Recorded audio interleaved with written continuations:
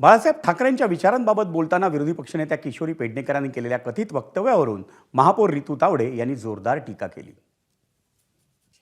नेत्याबद्दल अशा पद्धतीची भाषा वापरणे हा एक प्रकारचा राजकीय स्तर घसरल्यासारखा वाटतोय की काय अशी शंका माझ्या मनात निर्माण झाली।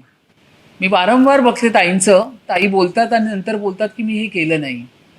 अशा पद्धतीने एक सभागृहामध्ये विरोधी पक्षनेत्यांचं असं वागणं बरं नाही आहे।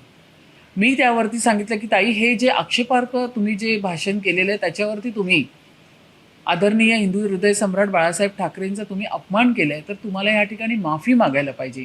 पण त्यांनी माफी मागितली नाही। एबीपी माझा, उघडा डोळे बघा नीट।